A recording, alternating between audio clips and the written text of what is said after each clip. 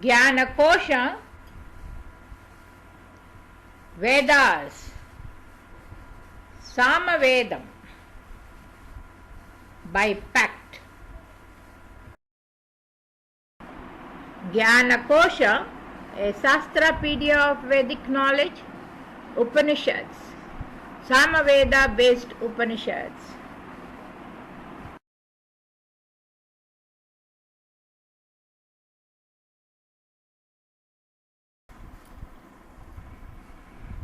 ओम गणानां त्वा गणपतिगं हवामहे कविं कवीनामुपवज्रवस्तमं ज्येष्ठराजं ब्रह्मणान् ब्रह्मणस्पतकान् शृण्वन्नोतिभिः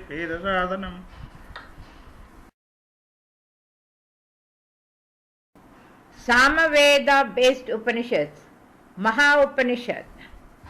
Om, let my limbs and speech, prana, eyes, ears, vitality and all the senses grow in strength. All existence is the Brahman of the Upanishad. May I never deny Brahman, nor Brahma deny me. Let there be no denial at all. Let there be no denial, at least from me. May the virtues that are proclaimed in the Upanishads be in me. Who am I devoted to the Atman? May they reside in me. Om, let there be peace in me. Let there be peace in my environment. Let there be peace in the forces that act on me. Chapter 1. Then we shall expound the Maha Upanishad. They say Narayana was alone.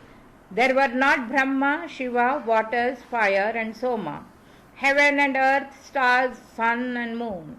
He could not be happy from the desire of the Paramatman. The Yajnastoma, him known as Avyakta, is said to have arisen. In it arose 14 Purushas, Brahma, Vishnu, Rudra, Isana, Sadashiva and 9 Prajapatis like Daksha.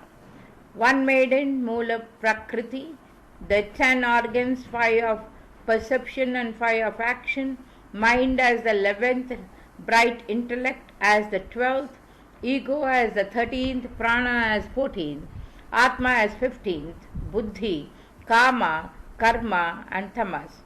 5 tanmatras along with gross elements, and the being was the 25th. Employing him in creation, the Supreme Being reminded, detached, from him do all things come into being. Again Narayana, desiring something else, thought, from his forehead a person arose with 3 eyes and a trident having glory, fame, truth, celibacy, austerity, detachment, mind, lordship, 7 Vyahritis, along with Pranava, Rik and other Vedas, all meters is his body, so he is the great Lord. Then again, desiring something else, he thought, from his forehead sweat fell and became the wide waters, from it a bright golden egg, in it was born the 4-headed Brahma facing east. Narayana became the Vyahriti, Bhur the Chandas, Gayatri, the Rigveda and the deity. Agni facing west he became Bhuvar, the Chandas, Trishtup, the Yajurveda and deity. Vayu facing north he became Vyahriti, Suvar, Jagati, Chandas, Samaveda, and the deity Surya facing south he became Mahar, Chandas, Anustup, Atharva Veda and Soma. Meditate upon the God of 1,000 heads and eyes, source of cosmic well-being, beyond all eternal Narayana. The universe subsists in him like a lotus calyx. The human heart hangs down, dripping drops of water, cold water, for sustaining life.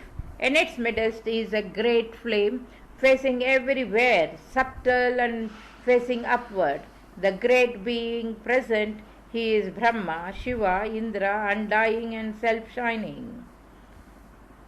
Sukha of great lust, devoted to natural bliss, The princes of sages realize truth even at birth without instruction. So also a person may get certain knowledge of the self by himself by long self-analysis. This is because the self is beyond description, unrealizable by worldly means, by the mind and the sense organs, pure bliss, atomic, subtler than even ether. The millions of particles undergo generation, subsistence, and dissolution inside the Supreme Being by rotation of the power. The Supreme Being is ether because there is nothing outside it, and yet not the ether. Because it is all pure consciousness, it is nothing which can be pointed out, specified such and such as a thing, reality, etc. He is conscious, being lustrous, yet like rock, because he cannot be normally known, causing the picture-like awakening existence of the world in himself, the pure ether. This cosmos is only the manifestation of that being. There is nothing other than that. The differences in the universe are also his manifestation. Present everywhere, connected with everything, yet he does not move as there is nowhere to go. He does not exist as there is nowhere to exist, yet exists because he is existence by nature. Brahman is knowledge, bliss, and the resort of the giver of Jiva Mukti. Giving up all mental desires is the way to that knowledge. This wise say that the understanding of that being is the absence of worldly conceptions. The dissolution and creation of the universe are due to the contraction and expansion, respectively, of the power. The basis of Vedantic statement, yet beyond words, it is I reality, knowledge, bliss, and nothing else. Chapter 2. Sukha knew all this by his own subtle intellect, then remained with his mind ceaselessly wrapped in it. He did not have the conception that the Atman is real. His mind simply turned away from worldly temptation, the many material worldly enjoyment which break very much like the satisfied Chataka bird from the torrent water. He knew all, but out of respect for tradition passed at this stage, one Sukha of pure knowledge asked with devotion of his father Vyasa, the seer seated alone at Meru mountain. O seer, how did this elaborate worldly life arise? How does this become dissolute? How much and then? Being thus asked, Vyasa instructed everything to his son. Having already known for this, Sukha did not value the verbal statement. Sage Vyasa, knowing the son's thought, said, I do not know the truth. You can know all from Janaka, the king of Mithila, who knows it correctly. Being told this, Sukha went from there to the earth and the city of Videha, ruled by Janaka. He was announced to Janaka by the ushers, O king, Sukha, the son of Vyasa, waits at the entrance. Desiring of knowing Sukha, Janaka said, let him wait, and tarried for 7 days. Then he permitted him into the court, and Janaka regaled Sukha with women and other luxuries. They did not attract Sukha. Just as gentle breeze cannot shake a mountain, he simply remained pure, like the full moon, equable, silent, and composed. Janaka looked at him and bowed, knowing his nature. He said, you have eschewed all worldly actions and for all your desires. What more do you desire? Sukha replied, this grandiose world, how did this arise and how dissolve? Janaka narrated all correctly, the same as was spoken by Father Vyasa. I myself knew this already. The same was told to me by my father, also by you. Most eloquent speaker, this is also the matter seen in the Shastras. The mass of mental fancies dies away by the death of the fancies. Worldly life is also buried away. This is certain. So, great armed Janaka, pray tell me the truth. Firmly, the world gets peace for the reeling mind from you. Janaka replied, O Sukha, listen to what I speak, the details of knowledge, the essence of wisdom, by knowing which one can get the status of liberation in life. When there is generated a wiping away of visible phenomena by the mind realizing that there is no real visible object, then arises the great joy of nirvana, extinction, liberation. The best total duration of mental impressions, tendencies, is set by the good people to be liberation. It is a pure procedure, whereas those people whose tendencies are not given up but purified, not subject to the danger of rebirth, these wise ones are said to be the enlightened, liberated in life. Strong brooding over objects is said to be bondage. Its thinning out is, O Brahma, liberation. He is said to be liberated while living, who has lost taste for enjoyment by means of penance and no other cause, who does not rejoice nor languish, being detached when joy and grief befall him according to time, destiny, who is untouched in the mind by expulsion, anger, fear, lust, and meanness, who gives up as if playfully the egoistic tendency and remains giving up brooding, who is free from desire and non-desire as he is introvert and behaves as in deep sleep, who is seated delighting in the spirit, replete, pure in mind, having got excellent repose, and desires nothing in the material world, and lives without action, who is unsmeared in the region of the heart with objects of knowledge, and whose consciousness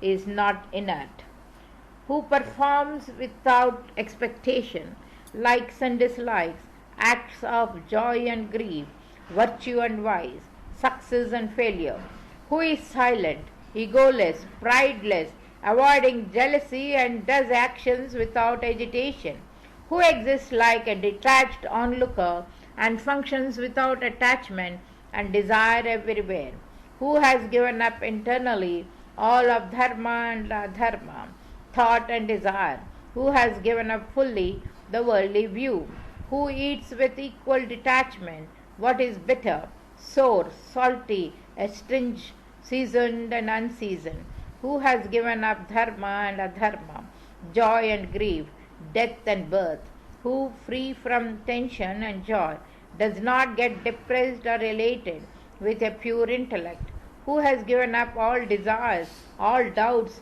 all cognition, all rigid thoughts, who is equal towards birth, existence and death, rise and fall, who does not dislike or hanker after anything and enjoys incidental pleasure, whose thought of worldly life has quietened down, who has aspects and yet is aspectless, having mind yet mindless, who is active towards all objects yet is desireless as if they are alien objects, is full in spirit. He gives up the state of Jiva Mukti when this body is consigned to time, and enters the state of Adheya Mukta, liberated without body, like wind which does not move. Such a person does not rise or set, is neither real nor unreal, nor is he far away, nor I, nor another. Other than him there is no lustres nor darkness, which is steady and profound, ineffable, unmanifest, not empty vacuum, not having form, neither visible nor vision, nor a mass of creations, but existing infinitely, undesigned in nature, fuller than the fullest, neither real nor unreal, neither being nor coming into being, pure consciousness, not the Chaitya world created by mind, endless, ageless, auspicious, having no beginning, middle or end, having no ailments in mind or body. That which is considered as the vision amidst the seeing and object of seeing. O sage, there is surely nothing beyond this. It is known by yourself as well as heard from a preceptor. One is bound by one's own fancy and released by being rid of it. Detachment towards enjoyment of all visible objects has arisen. All that is to be got has been got by you with a perfect mind. You feel in regard to your own nature, but now being liberated, give up error. You see that you are Brahman, itself beyond what is external and internal. You see, but you do not see. You are the sole and perfect onlooker. Sukha, repose silently, passively in the Supreme Being, in the own normal state, devoid of grief, fear, and strain. Then he went to the peak of Meru mountain, unimpeded for strands. There for thousands of years he remained in unqualified trance and attained rest in himself like a flame without oil. Purified of the blemish of manifold thought, in the pristine and pure condition, he became one with all worldly tendencies, melting away like water drop in the ocean. A lad, Nigadha, Prince of Seeds, chapter 3. A lad, Nigadha, Prince of Seeds and enlightened, permitted by his father to go on a pilgrimage, had ablution in 3.5 crores of sacred places, then told Ribhu about himself. After bathing in so many places, an inquiry question has arisen there in mind. The world is born only to die and dies only to be reborn. All the actions of the moving and unmoving things are ephemeral. Things such as sources of splendor are sinful and give place to all calamities. Unconnected with each other like iron and sticks, they come together only by mental fancy. I have lost taste in various things. Like a traveler in deserts, my mind is tormented as to how this suffering will die down. Riches please me not, but give only cycles of worries, just as houses with children and women cause danger. This material glory in the world is delicate, cause only delusion, does not give happiness. Like is unsteady like a drop of water hanging on to the top of a tender leaf. Like an insane person it goes away, leaving the body suddenly. Life causes strain to those whose mind is shattered by contact with the poison from the snake of worldly objects and who lack mature discrimination of the self. It is possible, reasonable to envelop wind and to cut into empty space, to string together watery waves but not give up attachment to worldly life. In contrast, by attaining Brahma, what is to be got is got, which causes no grief. It is the place of highest joy. Even trees live, so do animals and birds. Only he really lives whose mind is sustained by contemplation. The others who have no spiritual rebirth are only old donkeys. Shastra is a burden to one who lacks spiritual discrimination. Knowledge is a burden to one attached to life. Mind is a burden to one without security. Body is a burden to one ignorant of the self. From ego does anger arise, so do bad mental ailments and desire. There is no enemy more dangerous than ego. Whatever in the moving and unmoving world was enjoyed by ego, all that is unreal. Only freedom from ego is real. The mind runs hither and thither, in vain and with zeal, like a dog in the village. O Brahman, I have been made inert by the pursuit of thirst and eaten by my mind as by a dog. Containment of the mind is impossible even by drinking up the ocean, uprooting Meru and eating fire. Mind is the cause of objects when it exists. The three worlds exist when it does not. So do they. So it should be cured with effort. Whatever wealth of merit I acquire, that thirst cuts down like a mouse cutting a string. Thirst is a fickle monkey. It sets foot in impassable places, hankers after fruits, even when filled with them, never rests long in a place. Throat is a bee in the lotus heart.